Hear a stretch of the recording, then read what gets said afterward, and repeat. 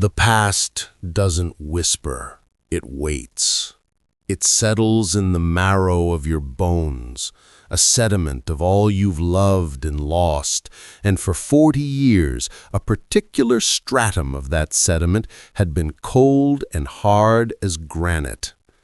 It was the fossil of a betrayal. Most days I didn't feel it. At 79, your body has a whole chorus of other aches and complaints to sing about. The twinge in a knee that remembers a long-ago fall, the stubborn stiffness in shoulders that carried too much for too long.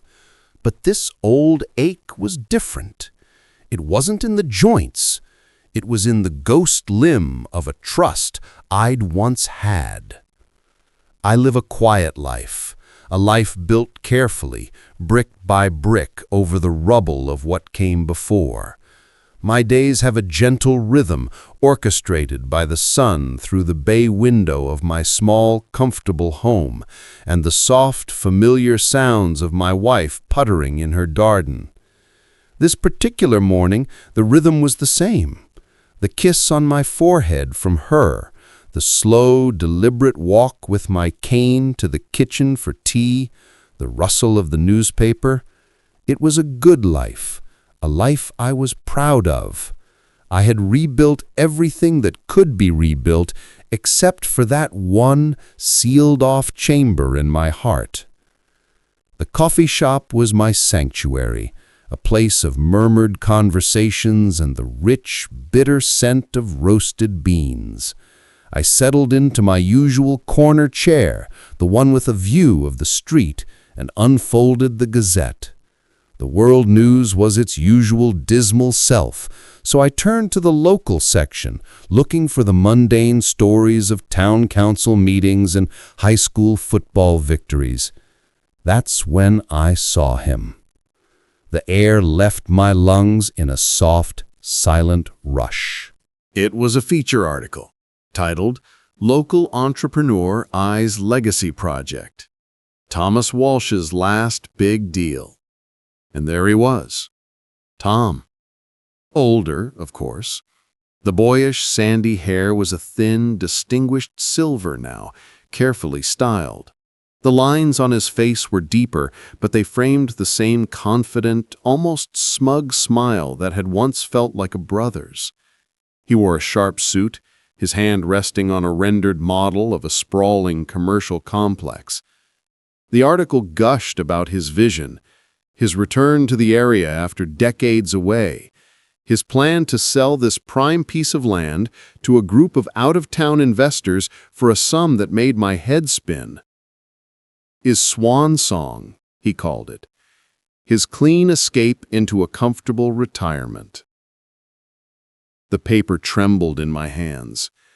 The sounds of the coffee shop, the hiss of the steamer, the clatter of cups, faded into a dull, roaring silence. I was 39 again, standing in the cool, echoing silence of the bank, my world disintegrating around me. "I'm sorry, Mr. Thompson," the teller said, her voice polite but firm. "The joint business account was closed 3 days ago. There's a zero balance." I remember the feeling, a physical sensation like the floor had been yanked out from under me. "That's not possible. The Henderson payment, it was supposed to be deposited yesterday, $15,000.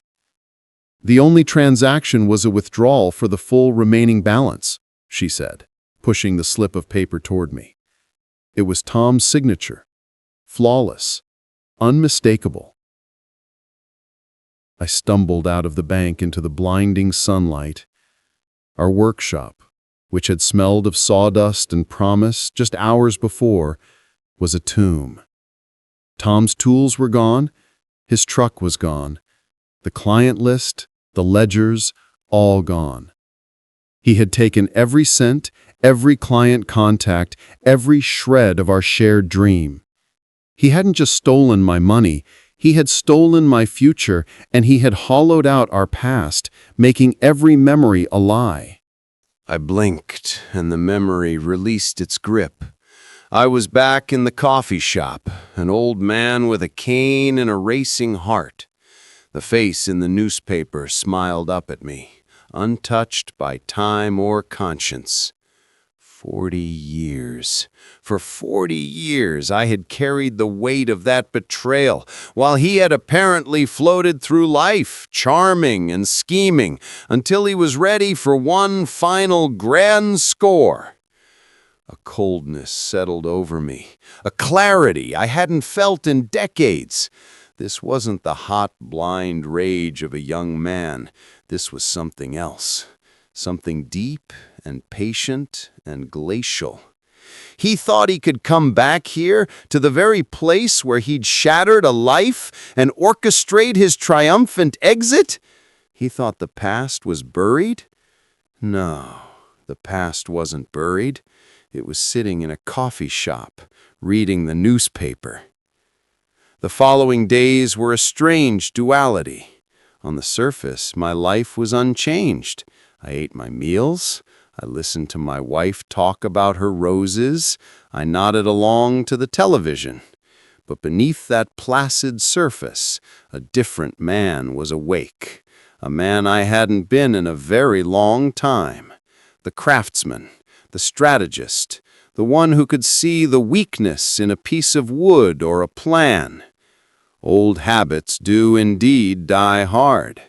The man I was after the army, the one who started that business, knew his way around bureaucracy. We'd had to get our licenses, to understand liens and property laws. That knowledge had rusted, but it wasn't gone. It was a tool in a shed I thought I'd locked forever. The internet made the digging easier than it would have been in our day. My hands, knotted with arthritis, were slow on the keyboard, but my mind was sharp. I started with the property listed in the article, a sprawling, unused parcel on the old Miller farm on the edge of town. The tax records were public. It didn't take long to find the first thread. The land was officially owned by a holding company, Walsh Legacy Holdings, a fancy name for a one-man show. Tom had bought it 5 years prior, but the records showed a pattern.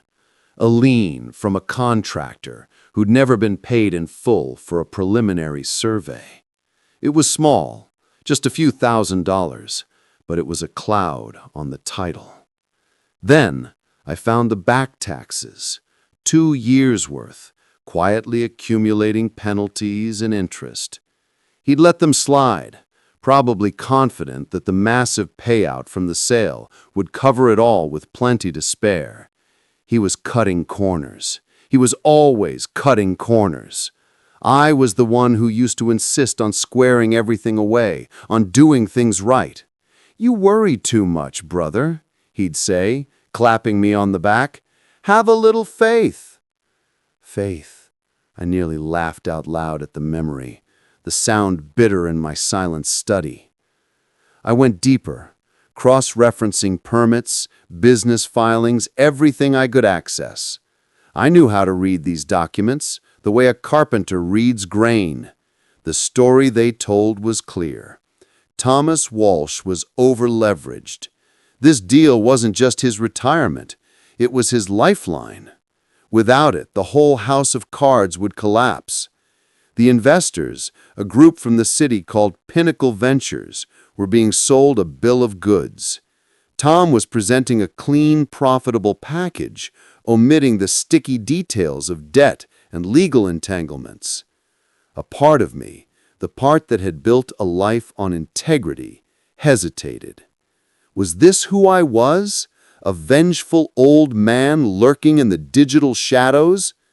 But then I'd feel it again.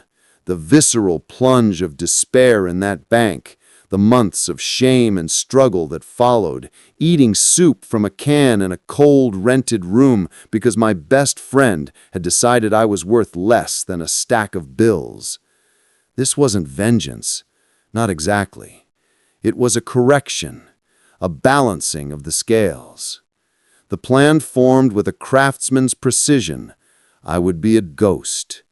I created a free, anonymous email account.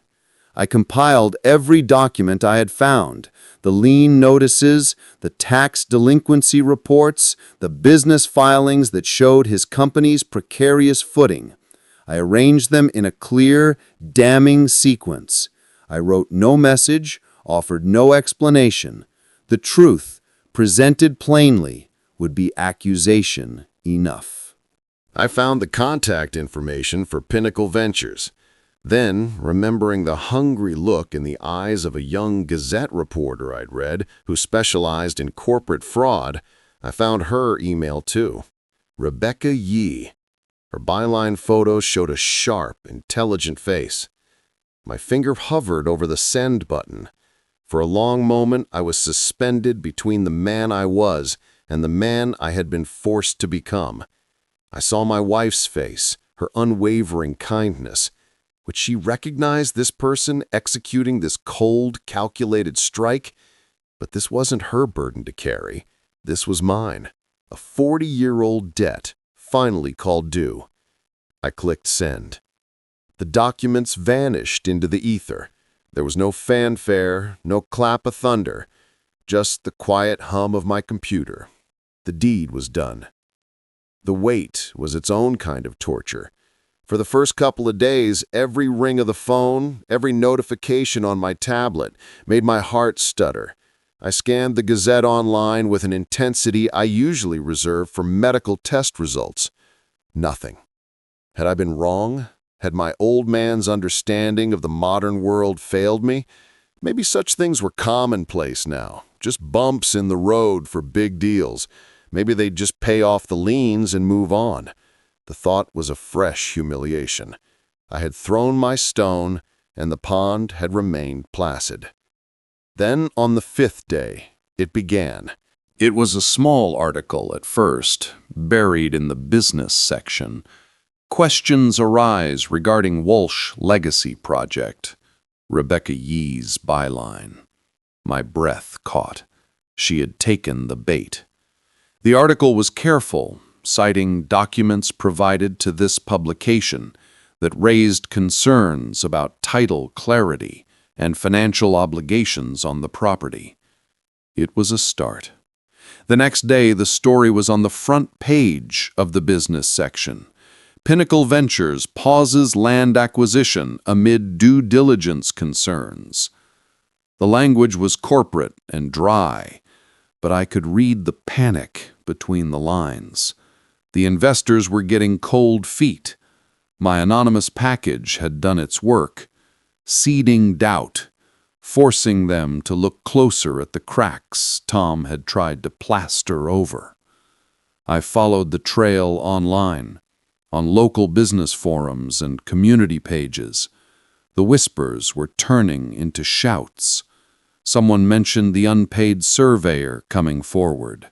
Someone else talked about the county tax office getting formal inquiries. Tom's legacy project was being exposed as a potential house of cards, and the wind was picking up. A week after I'd sent that email, the final blow landed. The headline was blunt: Walsh deal collapses, investors pull out. The article detailed how Pinnacle Ventures had officially terminated negotiations, citing previously undisclosed financial encumbrances and a failure to maintain clear title. It quoted a terse statement from their spokesperson and noted that Thomas Walsh was unavailable for comment. I read the article 3 times, sitting in my same corner chair at the coffee shop. The satisfaction I felt was not warm or joyful. It was a deep, profound, and quiet settling.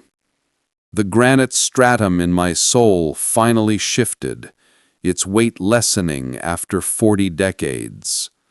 I had not fired a gun or thrown a punch. I had simply presented the truth. He had built his own trap. I had merely pointed it out to the right people. I paid for my coffee, the coins clicking softly on the counter, and walked out into the morning sun. For the first time in a long time, the ache was gone. 2 weeks passed. The story disappeared from the papers, replaced by newer scandals. Life resumed its gentle pace. The revenge was complete, and yet a strange restlessness took hold of me. The narrative felt unfinished. I knew what I had done, and I knew the consequences he had suffered, but they existed in separate worlds. I needed to see it. I needed to look him in the eye. I knew where to find him. There was a diner on the south side of town, the kind we'd frequented as young men, all chrome and vinyl and strong coffee. The Elmside Diner. It was still there, a relic stubbornly refusing to die. I had a feeling he'd be there, licking his wounds in a place that smelled of the past. I told my wife I was going for a drive. She smiled, kissed my cheek, and told me to be careful. She saw the peace in my eyes and mistook it for contentment. The diner was exactly as I remembered it. The air was thick with the smell of grease and coffee. I took a booth in the back, with a view of the door. My hands, wrapped around the warm ceramic of the coffee mug, were steady. I waited. And then he walked in. He looked 20 years older than he had in the newspaper photo. The silver hair was disheveled, the expensive suit was replaced by rumpled jacket. His shoulders were slumped, and his face was a roadmap of exhaustion and defeat. He didn't look around, he just shuffled to a booth by the window and slid in, staring out at the traffic as if it were a television screen tuned to a dead channel. This was the man who had broken me, this hollowed-out shell. There was no triumph in seeing him like this, only a profound, weary sadness for the both of us, for the parallel lives of bitterness and consequence we had lived. I watched him for a long minute. Then I slowly got to my feet, my cane taking my weight. I walked toward his booth. The distance felt immense, a crossing of 40 years. He didn't notice me until my shadow fell over his table. His eyes, when he looked up, were foggy with confusion. Then they focused. They widened. The color drained from his face, leaving a sickly, pale gray. It was a look of pure, unadulterated shock, followed by a dawning, horrific understanding. "Hello, Tom," I said, my voice calm, steady. It was not the voice of the broken man he'd left in that bank. It was the voice of the man who had rebuilt. "Remember me?" He opened his mouth, but only a choked sound came out. He tried again. "John, my God, all these years," he stammered, his eyes darting around as if looking for an escape. That was you. The documents." I didn't answer directly. I just let the silence confirm it.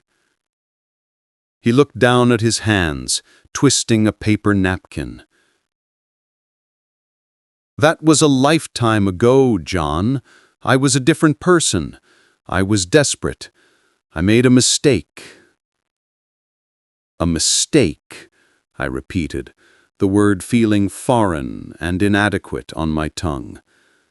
"You didn't spill milk, Tom. You obliterated a future we built together. You didn't just take my money. You took my trust. You took the belief that a man's word meant something." His shoulders sagged further. "I paid for it. Don't you think I paid for it? My life hasn't been what you think." "I don't think about your life, Tom," I said. And it was the truth. Not until I saw you in the paper, smiling, talking about your clean escape. You taught me a hard lesson a long time ago, one I never forgot. I paused, letting the words hang in the air between us. I just returned the favor. The fight went out of him completely. He just stared at the ruined napkin in his hands. There were no more excuses, no more lies, just the stark, undeniable truth of the situation. I didn't say another word. I turned and walked to the counter. I pulled out a $5 bill and placed it next to the cash register. "For my coffee," I said to the waitress, "and his is on me." Then I left. I didn't look back. I walked out into the afternoon light, the bell on the diner door chiming softly behind me. I didn't ruin his life. I didn't need to. I had just taken away the one thing he valued most, a clean escape. After 40 years, karma finally knocked, and it was wearing my shoes. The drive home from the diner was conducted in a kind of profound silence, a quiet that was not merely the absence of sound, but the presence of a settled score. The engine's hum was a meditation. I watched the familiar streets of my town scroll past, the barber shop where I'd gotten my hair cut for 30 years, the library where I'd taken my children when they were small, the park where I now walked slowly with my cane. These were the landmarks of the life I had built, the life after Tom. For so long his betrayal had been the dark foundation upon which all this stood, the negative space that defined the positive.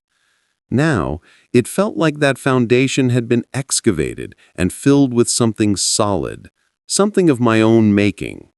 I pulled into my driveway, the gravel crunching softly under the tires. My wife was in her garden, kneeling on a padded mat, her hands buried in the dark soil around her prized roses. She looked up, her face shaded by a wide-brimmed hat, and smiled at me. There was a smudge of dirt on her cheek. I felt a surge of love so pure and fierce it near took my breath away. This was what I had fought for. This was what he had not been able to steal. "You were gone a while," she said, her voice warm with curiosity. "Everything all right?" I walked over to her, leaning on my cane, and looked down at the vibrant blood-red blooms. "Everything is fine," I said, and for the first time I felt it was utterly, completely true. "I just had some old business to settle. It's done now." She nodded, accepting my words as she always had, with a trust that was a daily gift. She didn't press. She simply returned to her gardening, her movements sure and gentle. I stood there for a long time watching her, breathing in the scent of damp earth and roses. The ghost that had followed me for 40 years had not been banished in a dramatic exorcism at the diner. It had simply, finally, been laid to rest by the simple, enduring truth of the life I had chosen to build without him. But the mind is a curious thing. Having achieved this closure, it now began to sift through the older, dustier memories, not with pain, but with a curator's detachment. I found myself thinking not of the betrayal itself, but of the days before, the good days. We were in the workshop, the air thick with the sweet smell of freshly cut oak. Tom was at the bench, assembling a dovetail joint for a custom desk, his tongue caught between his teeth in concentration. I was sanding a tabletop, the rhythmic whisper of the paper, a soothing sound. "Think we'll ever be big time, John?" he asked, without looking up. "We are big time," I grunted, running a hand over the smooth wood. "We're doing honest work. We're good at it." "I mean really big," he pressed. "A proper storefront, employees, maybe even a line in a catalog." "One thing at a time, Tom. Let's just make this the best damn desk the Hendersons have ever seen." He laughed, that easy, infectious laugh that could charm a client into doubling an order. "You're the anchor, brother. I'd be flying off into the clouds without you to keep me tied to the ground." The memory was no longer a painful stab. It was just a scene from a play I'd once acted in. I could see the truth I'd messed then. I was the anchor, yes, but he had always seen the anchor as a weight, not a foundation. He had wanted to cut the line and set sail on his own, and he had. The tragedy was not that he left, but that he had to destroy the boat to do it. A few days later, I was proven right about the totality of his collapse. The Gazette ran a final small article, "Walsh Legacy Holdings files for bankruptcy." It was a dry, legal notice, but it confirmed everything. The lost deal had triggered the avalanche. The back taxes, the liens, the outstanding debts, it had all become untenable. His swan song had been his funeral dirge. I felt no joy, only a cold, final click, like the last piece of a lock sliding into place. The seasons turned. The fierce summer heat gave way to the crisp gold of autumn. My life was fuller now, lighter. I found myself more present with my wife, more engaged with my children and grandchildren during their weekly calls. The constant low-grade hum of resentment that had been the soundtrack of my life was gone, replaced by a genuine, earned peace. It was on a rainy November afternoon that the past made its final, unexpected attempt to knock on my door. I was in my workshop, a small, tidy shed at the back of my property, where I still did small projects, more for the love of the craft than for any need. I was carving a wooden bird for my youngest granddaughter, the curl of wood peeling away under my chisel in a way that was as natural to me as breathing. A car door slammed out front. It was an unfamiliar sound, too purposeful for a neighbor. I set down my chisel and wiped my hands on a rag. Through the workshop window, I saw a figure walking up the path to my front door. It was Tom. He looked worse than he had in the diner. His coat was thin, soaked through by the rain. He seemed to have shrunk, his clothes hanging on him. He stood on my porch, hesitating, before finally ringing the bell. I didn't move. I watched from the solitude of my workshop as my wife answered the door. I saw her surprise on her face, then a dawning recognition, then a careful, guarded politeness. I couldn't hear the conversation, but I saw her shake her head. She gestured towards the back, towards my workshop. She was pointing him to me. My sanctuary was about to be violated. A cold anger, quick and sharp, flared in me. He had no right, not here. This was my ground, the place I had built without him. I saw him trudge through the wet grass, his head down against the rain. He looked like a stray dog, beaten and lost. He stopped at the open doorway of the workshop, blinking in the light. He looked at the neat racks of tools, the stacks of lumber. the familiar scent of pine and varnish. He was seeing a ghost, a replica of the world he had destroyed. "John," he said, his voice raspy. I didn't offer him a seat. I just stood there, the chisel still in my hand. "What do you want, Tom?" He shuffled his feet, water dripping from his coat onto the clean floor. I lost everything. The deal, the company, the house." He said it not with anger, but with a stunned, simple finality.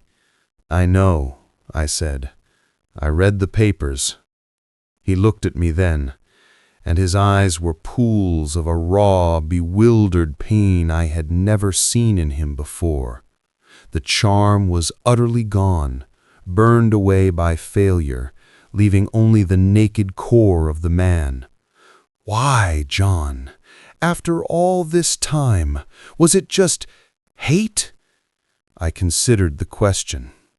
I looked at him, this broken old man in the rain, and I searched for the hatred that had fueled me for so long. But it was gone. All that was left was clarity. "No," I said, my voice low and even. "It wasn't about hate. It was about the books." He stared, uncomprehending. "You remember the books, Tom, the ledgers. You were always so good with the clients, with the big picture, but you hated the details. You hated balancing the books. You said it was petty. I was the one who kept them. I knew every dollar that came in, every dollar that went out. I knew the cost of every nail, every board. I knew the value of our work down to the cent." I took a step closer, and he flinched. "You never understood that. You saw money as a means to an end. I saw it as the physical representation of our time, our sweat, our skill. You didn't just steal $15,000 from me. You stole 10,000 dovetail joints. You stole 500 hours of sanding and finishing. You stole 2 years of my life, measured in blisters and backaches. You thought you were taking a pile of cash. You were actually taking a piece of my soul." He was crying now, silent tears mixing with the rain on his face. They were not the performative tears of a charmer. They were the helpless, shame-filled tears of a man who finally, truly understood the weight of what he had done. "I didn't ruin you for revenge, Tom," I said, the final piece of my truth falling into place. "I did it for balance. You presented a false set of books to those investors. You showed them assets and hid the liabilities. 40 years ago, you did the same to me. You presented yourself as a friend, a partner, while hiding the liability of your character. All I did was audit the books." He had no answer. There was nothing left to say. He stood there, exposed and shattered in the doorway of my peace. "I think you should go now," I said softly. He nodded, a slow, broken gesture. He turned and shuffled back through the rain towards his car. I watched him go until his taillights disappeared down the street, swallowed by the gray carton of the November rain. I turned back to my workbench. I picked up the half-finished wooden bird. I ran my thumb over the smooth carved wings. The wood was solid, real. It was under my control. It would become what I shaped it to be. He died the following spring. I read the obituary in the Gazette.